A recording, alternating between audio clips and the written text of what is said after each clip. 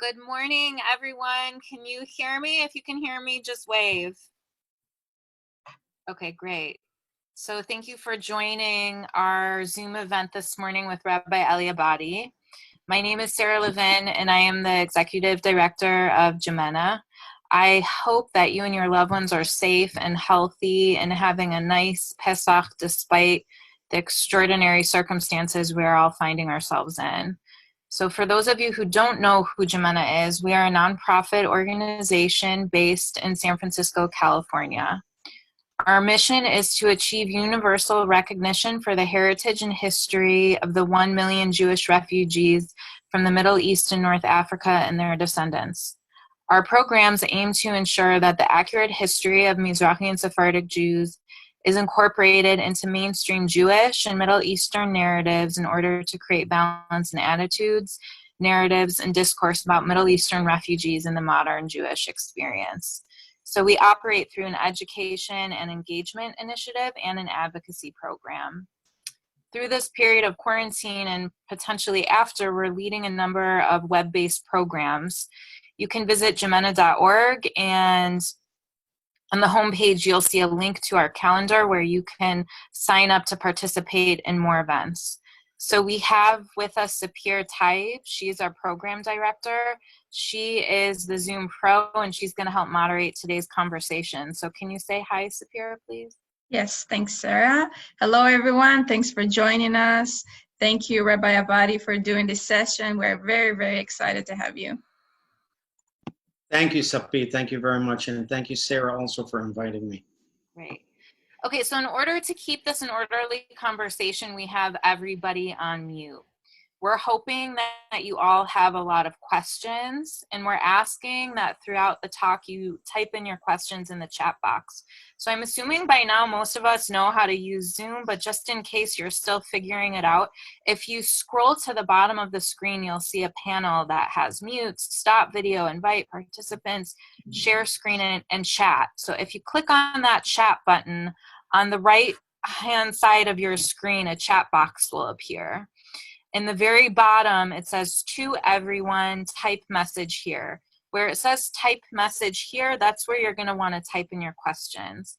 So it would be great if you guys want to introduce yourselves now. You can just give the chat box a try and say, "Hello, everyone. My name is, I'm from," or whatever introduction you want to give for yourself. That would be wonderful. So we're really, really, really lucky to have with us today an international leader of Sephardic communities.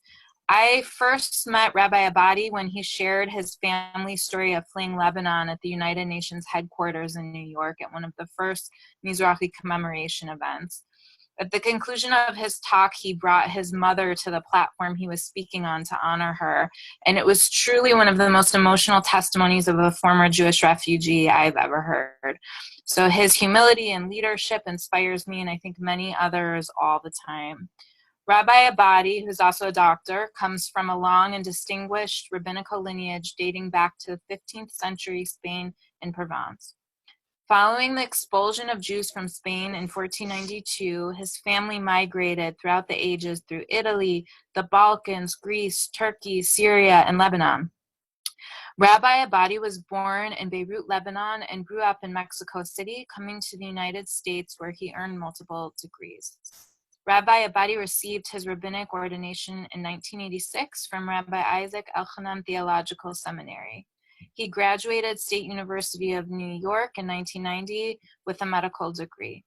Rabbi Abadie was formerly the rabbi and previously served as the spiritual leader of the Edmund Safra Synagogue in New York City and the founder and rabbinic advisor of the Moshe Safra Community Center in Manhattan. He is the founder and head of school of the Sephardic Academy of Manhattan. He is also the founder and the rabbi of the Manhattan East Synagogue, Congregation Sha'ar Mizrach, located in the Upper East Side of Manhattan. He is a member of the Board of Governors of Beit HaTfutzot and is the treasurer of the New York Board of Rabbis. He is also the director of the Jacob E. Safra Institute of Sephardic Studies at Yeshiva University and is a scholar and college teacher of Sephardic Judaism, history, philosophy, and comparative traditional law. Through JIMENA, I've gotten to know Rabbi Abadie as the president of Justice for Jews from Arab countries. Rabbi Abadie has lectured on Jewish themes, philosophy, law, and medical ethics, in addition to speaking around the world on justice for Jews from Arab countries. So I'm going to start this conversation by asking Rabbi Abadie a few questions. And after about 20 or 30 minutes, we'll start answering questions from you all. So please be sure to type in your questions in the chat box. So thank you, Rabbi Abadie. I'm so happy to see you. Thank you for joining us today. Thank you, Sarah. It's a pleasure and an honor for me to be here with you and with all the participants in our Zoom session today. Great. This is also being screened on Facebook Live, so this will be available on Facebook for the ages as long as Facebook exists. So, okay, let's start. So historically, Sephardic rabbis served their communities through a multitude of positions. We all know of Maimonides, but there were many, many, many other Sephardic rabbis who served in a multifaceted multitude of roles. They were rabbis, they were doctors, they were scientists. So can you talk a bit about your own path as a doctor, rabbi, advocate, and community leader? How did you do it all? Well, thank you, Sarah. Let me just give you maybe a brief historical background of Sephardic rabbi, of just rabbi throughout the ages. Rabbis, even during the time of the Talmud, which is over 2,000 years ago, they were always the leaders of their community. They were the ones who represented their communities vis-a-vis the leadership, the royalty, the governors, especially during the time of the Persian Empire and later on during the Greek Empire and the Roman Empire. They were always the ones who really spoke on behalf of the community, defended their community, looked for the benefit of the community. They represented their community vis-a-vis the secular leadership. So like that continued the Sephardic communities from their creation over 1,000 years ago in Spain, and even before that in the Middle East, and even after that in the Middle East. The rabbi was always the head of the community, the leader of the community, and he's the one who people went to if they needed access to the governing body. And he is the one that the governor, the king, the dictator, or whoever was at that time, attended to the rabbi for the needs of the community if they needed something from the community. We have great examples from the time of the Sephardic culture in Spain, as early as Hasdai ibn Shiprut over 1100 years ago, who was not only the advisor of the king, but he was the vizier. He was the minister of war. We have plenty of other examples like this. We have the Abarbanel, who himself was the finance minister, the advisor of Queen Isabel and King Ferdinand, and later on the advisor and finance minister of the Portugal royalty.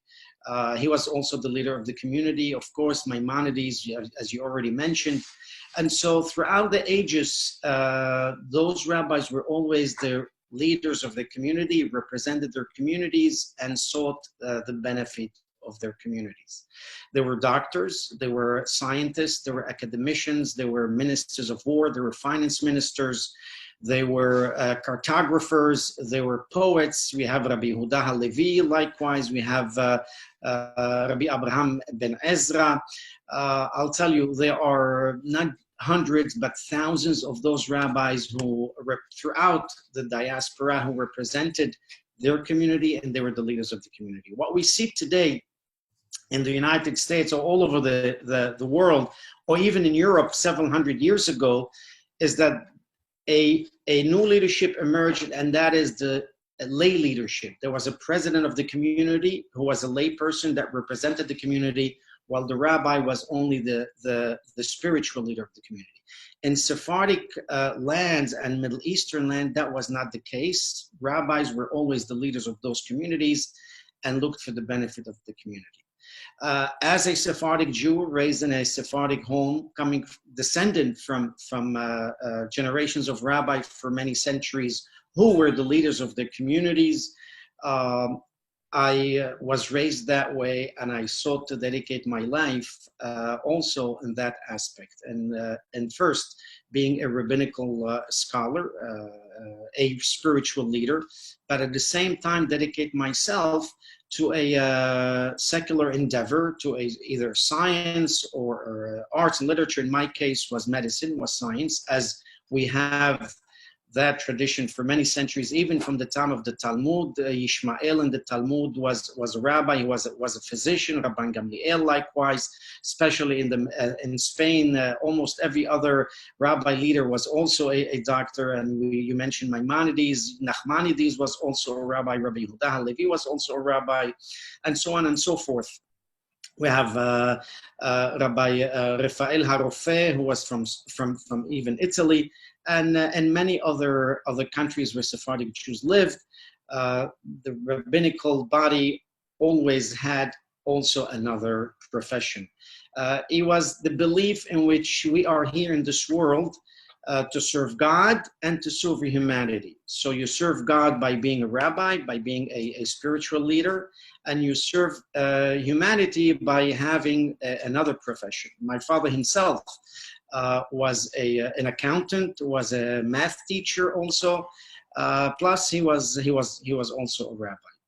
And so throughout history, we see many of those. I wanted to dedicate my life to continue in that tradition of Sephardic rabbinical leadership, in which they dedicate themselves to the spiritual well-being of the community, but also to the physical well-being, not just of the community, but really of humanity.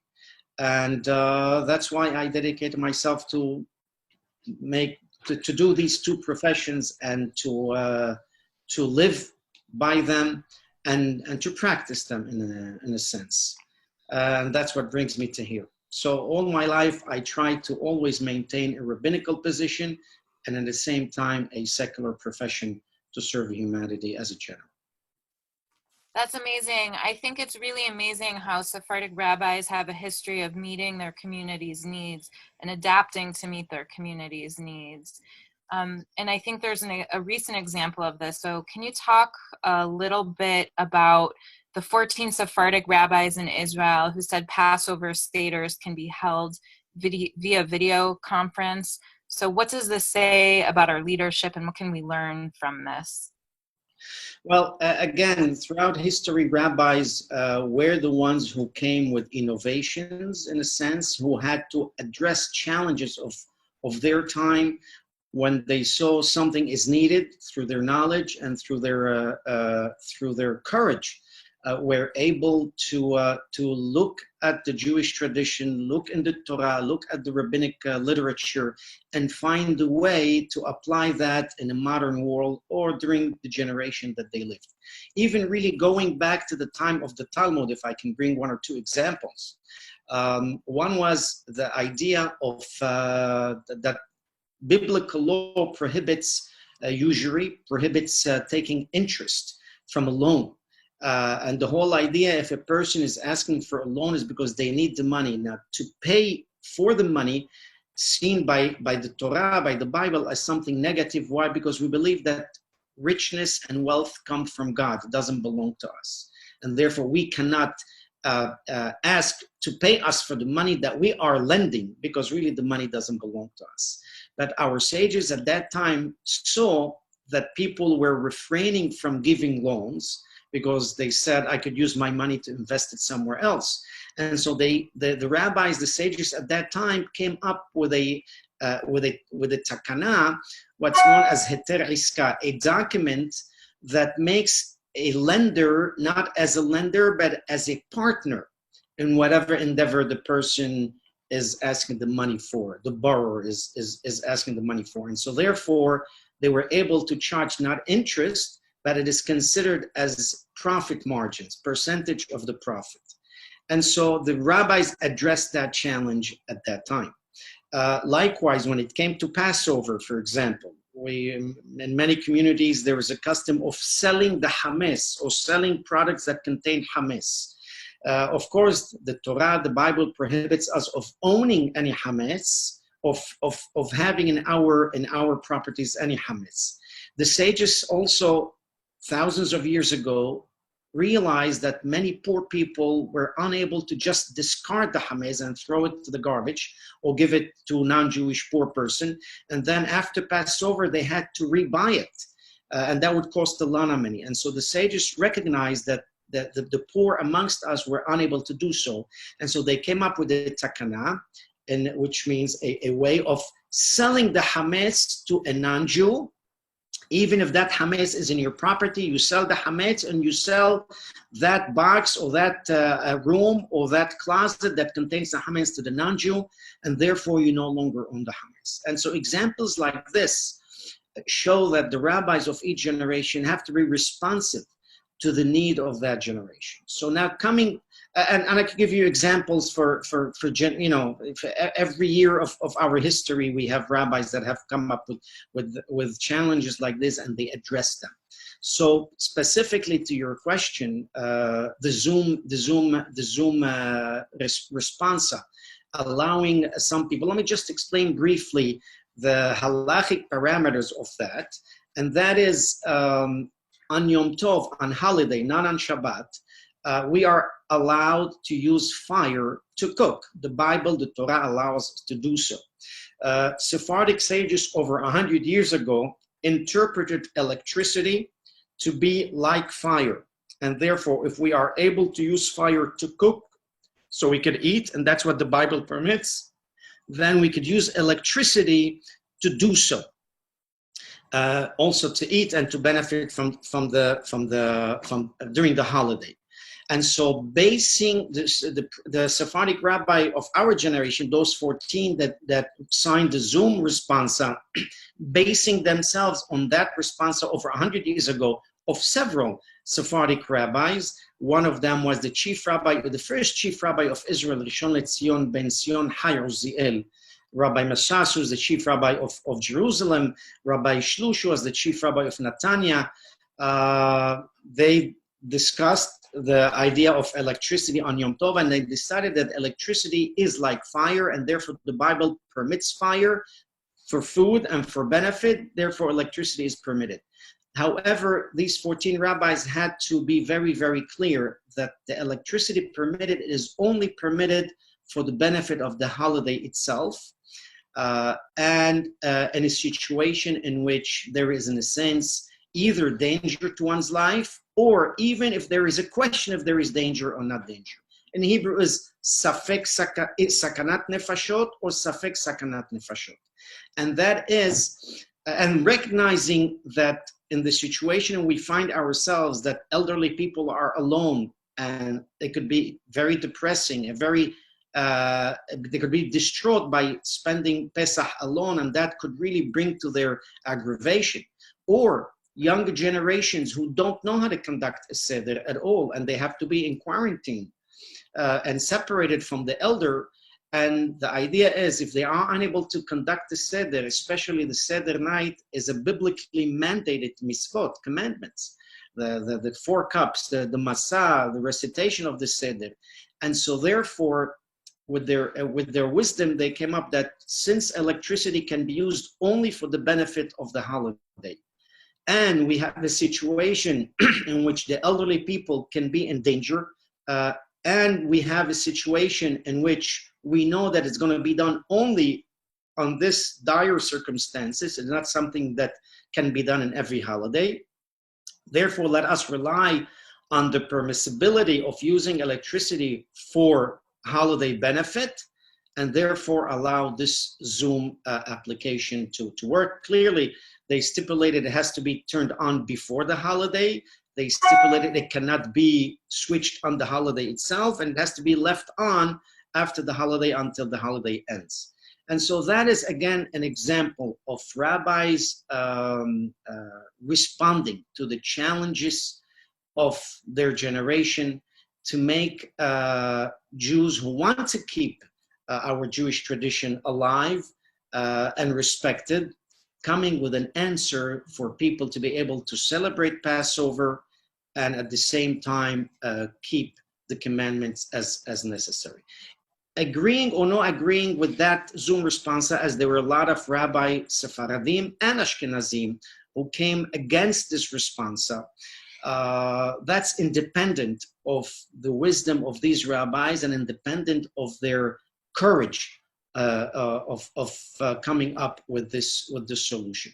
That's an example, as you said, of rabbis responding to the challenges of their time. So, in responding to the challenges of their time, right now we are in the midst of a pandemic and it's a holiday and we're scared and we're in our homes and some of us are alone. I'm just wondering if there are other examples of pandemics throughout history and how have Sephardic rabbis and leaders responded? And is there any kind of precedent? I mean, how can we look back and get some answers on how to move forward? Right. Well, of course, there are examples, maybe not of full pandemics, but of wars, of revolutions and things like that in Sephardic community. There is definitely in Europe, in Northern Europe and Eastern Europe, there were more prone to pandemics than in North Africa and the Middle East. And therefore, they are responsible by Ashkenazi rabbis during a pandemic that took place, what's Magifa, a pest that took place over 150 years ago, recommending, in fact, to stay home, not to go to synagogues, not to participate in minyanim. In fact, they speak of Rabbi Akiva Eger, who was a very famous Ashkenazi rabbi of the 19th century, who said that he will allow only 10 people in the synagogue, and he will call for a police to be at the door and not allow the guard, and to not allow anybody else. And so rabbis did take initiative during situations like this. In the Sephardic, in Spain and in Northern Africa, there were more situations of danger due to wars, persecution, and either revolution. Take, for example, during the time of Maimonides, in which the Almohads, the very famous, the jihadists of today, if you want to call them, the Al-Qaeda of today. Almohads were a fanatic Muslim Islamist group who really ran through North Africa all the way to Spain, forcing everybody to convert to Islam, and if not, under penalty of death. And therefore Jews were killed, Jews were persecuted, some Jews had to hide. Maimonides came with the solution that pseudo-converting to Islam would be permissible to save one's life. Why? Because Islam is still considered a monotheistic religion, the belief on one God. Philosophically, Islam and Judaism in the belief of one God, we are very, very similar. We might be 95 to 99% at the same level. And so Maimonides said, converting to Islam, just fake conversion, of course, or going to mosque to pray, not the Muslim prayer, but the Jewish prayer privately in a mosque, so people could think that you were a Muslim, would be permissible, because again, a mosque is not considered a polytheistic institution. It's a monotheistic. And so he came up with that, and he saved many of their lives. And in fact, he himself is accused by some Arabs that he himself converted to Islam and attended mosques. Certainly, we know that he didn't convert really. He may have attended the mosque to pray Jewishly, but saving his life and the life of many in the Jewish community. And of course, in many other areas and cities and villages in which there was a situation of war, the rabbis responded, telling the community, first, to obey the laws, the local laws. Secondly, to stay at home, to stay well protected, not to get involved in situation that endangers their life, because for Judaism, the sanctity and the value of life is of utmost importance, in which a person can violate practically the entire Bible, the entire Torah, except the three main transgressions, which are known to be idolatry, adultery, and murder. Other than that, a person can violate everything that the Torah says to save one's life or the life of somebody else.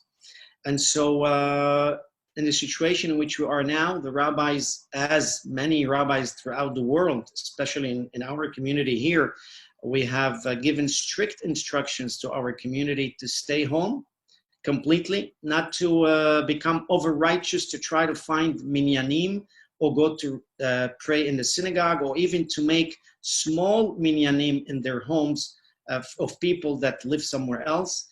We gave strict instruction that that should not be followed because of dangers to one life, endangering the elderly, endangering other people. And unfortunately, we know that this disease, the coronavirus disease, can cause the death of people as it has. And so even if it's a 1%, even if it's a 0.1% danger, that exists. Therefore, the rabbis throughout the world, as far as I know, have taken that initiative to issue instructions, strict instructions, to obey the local laws, the authorities in quarantining and social distancing and not gathering. Imagine a holiday like Passover in which people get together and spend the time together and enjoy the Seder, or even going to synagogue and praying with so much joy and happiness, that we had to give up to protect the lives of every single member of the community. So this feels like an existential crisis for so many of us, and I think the mental health implications are quite serious. We're all kind of on an emotional roller coaster. I'm wondering if you have any advice or insights to help everyone with our fears and with the uncertainties that we're all living in right now. Well, first and foremost, we are a people of faith. We believe in God, and we believe that ultimately God will save us from this pandemic and save the world from it. These things do happen, do occur. At least we know this is mostly not man-made as a war or as a revolution. I say mostly because unfortunately some people were either disregarded instructions and did not have the understanding or the decency of self-quarantining, and therefore they may have passed that virus either inadvertently or unknowingly. But yes, it's mostly a man-made, it's mostly a non-man-made, and therefore we ought to believe that God is well aware of it. What his intentions are, very difficult to tell. We're not God readers or God minds readers. He's the only one who knows. The only thing we can do is try our best. First, have faith, number one. Number two, be optimistic. Number three, do what we ought to do to protect ourselves and protect our family, our community, and all of humanity as we can, and hoping that this will pass. Now, from a medical point of view, as a doctor, I could tell you that thank God, although this virus is very infectious, but the mortality rate, if it's well treated, is less than 1%. That means 99 out of 100 people recover. And even if we want to go for people don't go to the hospital, more than 80%, 83 to 85% of people don't need to go to hospital. They have a mild symptoms. They recover well and as strong as before. The only left is, let's say, 15 or 17 out of 100 people will go to hospital. Out of those, maybe 10 are intubated on a ventilator. Some of them come out. And so totally speaking, it is devastating as for an individual, for a family, of course, but for the humanity or for the general statistics, we're talking about 98 to 99% of people fully recover and go back to their life. And so we ought to look at that from that point of view. Clearly, We need the social distancing. We need to quarantine ourselves, and we need to take all the precaution, washing hands, sterilizing hands, sanitizing surfaces, and so on and so forth. But at the end of the day, humanity is going to overcome this. We're going to survive. On Pesach, on Passover, we sing the Vehi she'amda la'avotenu, which says that in every generation, somebody rises up against us as a Jewish people. V'hakadosh baruch hu matzilum miyadam, but God will save us from their hand. This year, unfortunately, it's not a person, it's not an army, it's not a nation that rises against us, but it's a very, very, very tiny virus that cannot be seen with the naked eye. It's 1,000 times smaller than 1 millimeter. It's an enemy that cannot be seen. And yet it has sown so much panic and so much fear. And unfortunately, it has taken the lives of many. But yet we say also this year that HaKadosh Baruch Hu masilenu miyadam, that God will save us from this. And we ought to have that hope, that optimism, and humanity will overcome this. Again, it will become something of the past. Hopefully a vaccine will come out as medication are starting to come out, and humanity will be able to overcome this. As we take the proper precautions, the proper orders from the authority to keep us safe, we will overcome this, God willing. Great. I think we should open it up to questions. So if people want to chime in with questions, please just type them in. If you really want to take yourself off of mute to ask a question, feel free. And I guess while we're waiting for people to type questions in, Rabbi Abadie, are there any other thoughts that you want to share about COVID-19 and Judaism and Pesach and just this confluence of what we're all confronting right now? Right, of course. Well, Pesach is a holiday that as rabbis, we get the most questions. It's not Rosh Hashanah, it's not Kippur, it's not Sukkot. It is Pesach. The most questions from our congregants, from our communities. And certainly this year, not only we got the regular questions, but we got more than double and triple that amount of questions because so many people want to know how can they celebrate Passover. So as a rabbi, we had to decide what about minyanim? What do we do with the proper prayer with the quorum? What about celebrating the Seder? What about cleaning for the holiday? And as I said in other forum, this year we needed to clean up the house, not just from the Hamas, but from the COVID-19 also. And so many of those questions, and what are we going to do with food that we may not be able to find? What are we going to do with by buying the food, and there might be shortness of the food that we can find, and so there are so many questions. And then again, the entire question: what the elderly going to do the seder by themselves, or the young people who don't know how to carry it, of that single person who's left alone in their apartment or in their house. How we're going to celebrate Passover. So all of that, we as rabbis needed to come up with solutions and answer. And so therefore it kept us very, very busy on a holiday like this. So we have to respond, as I said before, to the challenges that we are faced with. And on a holiday like this, it's not that easy to celebrate as we do it every year. But I trust and believe that most of us did celebrate it the proper way, each one of us in our own way, in a sense, some of us with some people, some of us alone. But again, we cannot do more than what we can do. God does not expect from us to do things that we cannot do. God will not give us a challenge that we cannot face. It would not be fair in a sense. And we believe God is a just and a righteous God. And so therefore, we believe that whatever challenge he gave us, we are able to overcome. We just have to find the way through our intuition, through our wisdom, through our experience and knowledge, and resolve whatever issue. But and thank God, I think the majority of the Jewish Because people, the medication is like, from what I hear, were able to celebrate Passover. pretty damn good. Wow. Wow, you just got a disconnect there? Okay, so we have a question from a woman in New Jersey. She's asking, what was the reaction of the rabbis to the Spanish flu of 100 years ago, and this especially in the Middle East where I am from?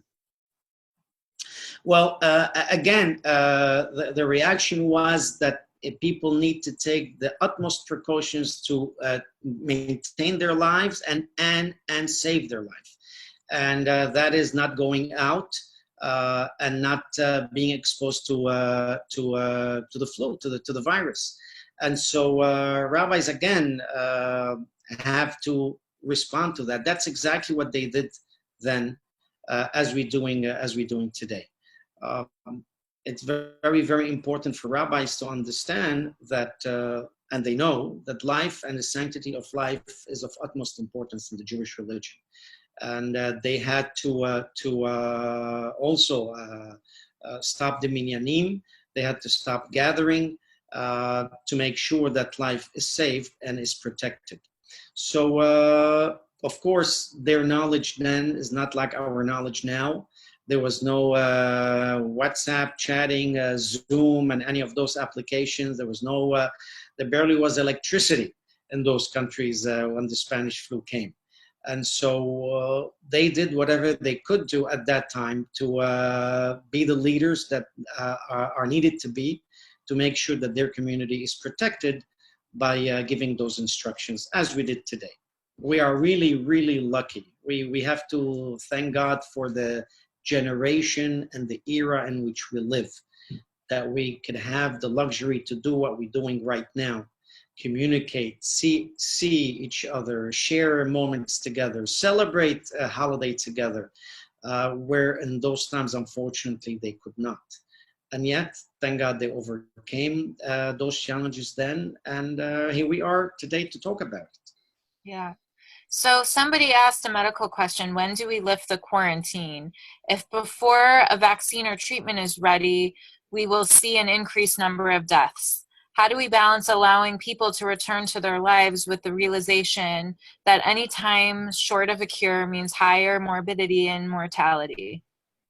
Well, that is a very good question, because from a medical point of view, I think we ought to take precautions probably all throughout April and possibly May, not to see another spike once you let go. Whatever the political authorities, either the governors, presidents, mayors of each of our cities and states and countries will decide, that is their political decision. The medical decision is, on one hand, we ought not to overreact, but on the other hand, we have to be very careful, because once we let go, we open up the door. Imagine it's like opening up the doors of the prisons, of the cages. Everybody's gonna just go out and mingle and mix, and again we might see another increase. So we have to be very careful. My advice is, if you can work from home, then stay home until the end of May, and hopefully by then the amount of virus in the world will be significantly diminished. There will be plenty of people that have already immunity, and hopefully the weather will be hotter and warmer, which it is known that that's not very viable for a virus to exist. And so even for those people who come out and they need to go to work or something like that, I believe that the world in which we lived before the virus, of hugs and kisses and handshaking and being so expressive of our emotions with other people, I think that will diminish significantly for probably the next year. And maybe then humanity will forget about it and would resume those expressions of affection. But I believe that should not be practiced, even for those people who go out. no handshaking, no hugging, no kissing, and wash your hands as often as possible, sanitize them whenever you come home, have a sanitizer right away to wash your hands. And whenever you leave work, do the same thing. So yes, we have to be very careful as we resume our normal life to make sure there is no, and I hope by then we will have a better understanding of more specific medications. And then hopefully by September, maybe a vaccine will come out, either from Israel, which I hope it will, and it might be the first country to create it. Otherwise, even the United States is working very hard in many labs. But we have to be careful. So we're seeing a resurgence of anti-Semitism and rhetoric that's blaming Jewish people for this pandemic. Jewish people in the past have been blamed for other pandemics and other health crises. I'm just wondering what your advice is for JIMENA and for other Jewish institutions on how do we address this? There's already a rise in anti-Semitism plaguing the United States, and this is just adding or contributing. What can we do? What should we be doing?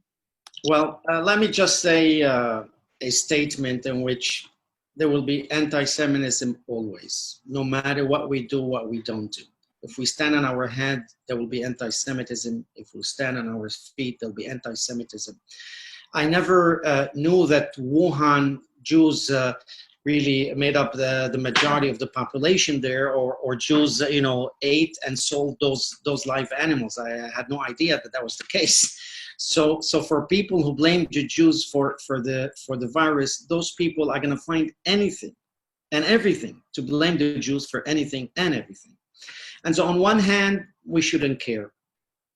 They're going to blame us. We're going to go about our lives and do what we need to do.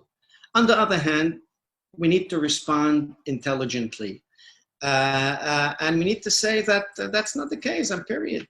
But I doubt it, tell you the truth. My experience, I doubt it we will ever be able to convince those people, because those people are anti-Semite no matter what. And so we have to do our best. We have to obey the local laws. We have to obey authorities to show that we are good citizens. That is very important. And we have to show that we are participating in mitigating and minimizing the infection rate. And as good Jews always did, we have to help our neighbors. We have to help our communities. We have to help humanity, as Israel is doing by trying to create the vaccine and other medications. The company Medtronic made public their blueprint for their respirators and ventilators without any copyright. That is show that Israel and the Jews are very philanthropic, care about humanity. If we continue doing what we do as Jews, of doing chesed, act of benevolence to the world, that as we have been doing for thousands of years, the people that are true and honest will recognize us for who we are. And those very, very few percentages of anti-Semites will always find something to be against us. And it certainly should not, in a sense, depress us, or should not make us feel, are we really that bad? Because we are not. Fight it back intelligently and do what we know how to do the best. Okay, here's a question. Why is there a misconception of immunity, since scientific studies show that in South Korea, many patients infected with coronavirus who recovered received it again? This is another medical question. Right. So being that this is a new virus in a sense, we have known coronaviruses for over 40 years. They existed, but this is a new strain of coronavirus. We are learning as doctors and as humanity, we are learning as we go on the job. And so this virus is not, from what we have seen, is not following the traditional virus path in which once you're exposed, you become immune. We don't know exactly the amount of days that it takes. We hear every day something different.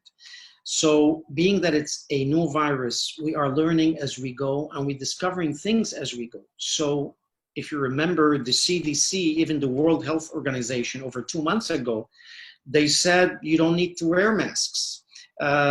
In fact, the mayor of my city also over a month and a half ago said, go about your life, don't you worry, just take very, clean your hands and so on and so forth, because that was the knowledge at that time. Our knowledge of this virus and of this disease is changing not every day, but every hour. As doctors see different symptoms, we thought at the beginning the symptoms were cough, fever, maybe some muscular pain. Later on, it was found there's shortness of breath.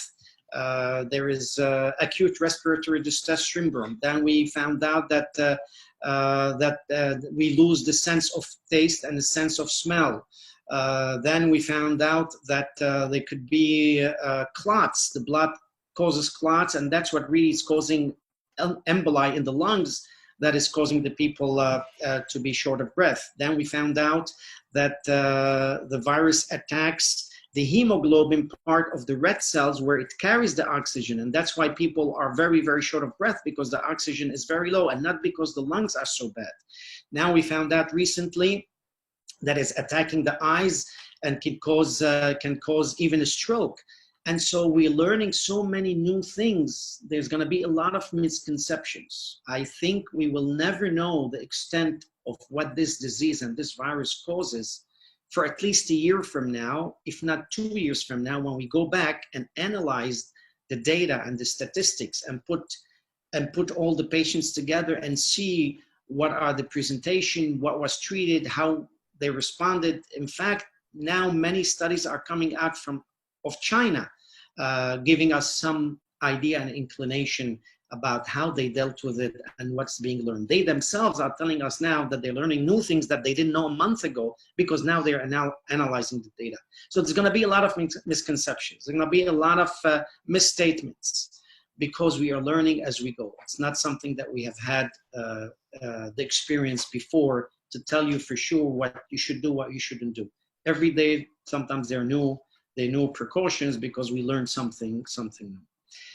That's why we ought to take the best precaution. A person who had it should not immediately and feel that he or she are immune, should not just go out again and socialize with other people, because even if they're immune, they might still be carrying the virus, and so on and so forth. So we have to be very careful and take our utmost precautions with this virus.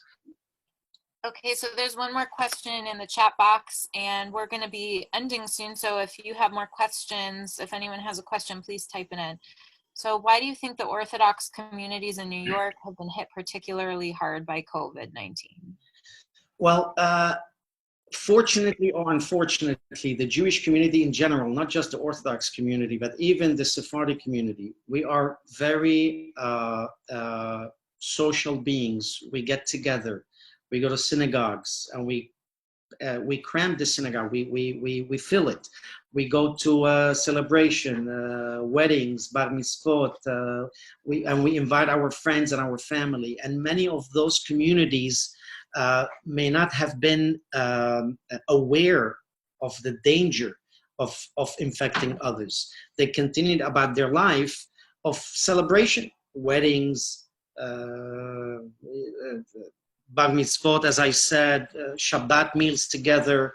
The Jewish people are a community that gets together for every single occasion, in a sense.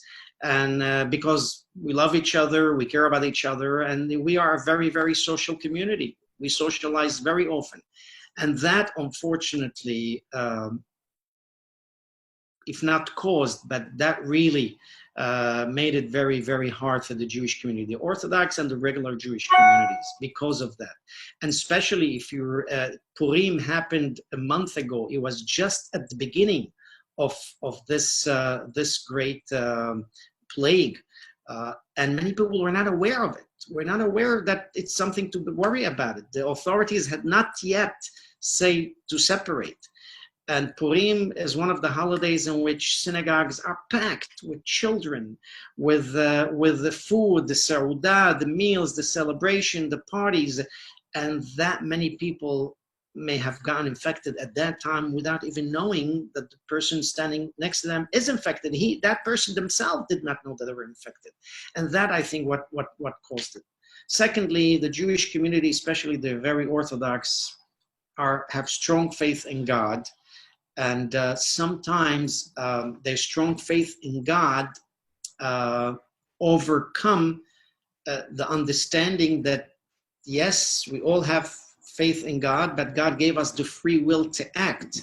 And therefore, we ought to take care of ourselves when we're necessary, not just rely on miracles. And maybe that helped. But mostly, I think it's because of the socialization of the Jewish community that has affected them. Okay, so I think this is the last question. We want to know, how are your Seders and how's your Pesach going at home in quarantine? Well, my Pesach was intimate. For me, intimate, we had 6 people, my 2 children and my son and daughter-in-law and my wife. So for us, it's intimate. Usually our Sedarim have 20 people, if not more. It was a beautiful Seder. We were able to share experiences, ask questions, and celebrate nicely. Of course, I would have loved to have all my children and all my friends, as we do every year. But I think many people appreciated that intimacy of their own Seder, especially I think those people, I've spoken with several people who usually go to hotels every year. And they have a great time in the hotel. But they feel now they celebrated Passover in a more meaningful way. They were together. There was no all the noise around them and the fanfare and the banquets and the entertainment and so on and so forth. They were able to sit at a table. They were able to read the Haggadah. They were able to explain to each other. They were able to have a nice family discussion. And so that is a positive aspect of this virus and the holiday of Passover. We all really paid attention to the person next to us, to the person at our table, and we shared those intimate moments. So it was beautiful, thank God. Great. Thank you so much, Rabbi Abadie. This was wonderful. Thank you. Sarah, if I may, just to add something, because some people send me a private message and ask about the Facebook Live. So we did have some issue with integrating Zoom and our Facebook, but the session is recorded. So if you're interested, I can send you the file afterwards, and we will try to upload the file to Facebook so other people will be able to see it. We can also put it on our website. So yep. It's www.jimena.org. I hope everyone has a great Pesach in the remaining days and that everybody stays healthy and happy and tries to find some silver lining in the middle of this pandemic. So thank you for joining us, and we hope to see you all again soon. Thank you, Rabbi Abadie. Thank you. Thank you very much. It was a pleasure. All the best. Hag Sameach to all. Hag Sameach. Skol Shnim Rabot.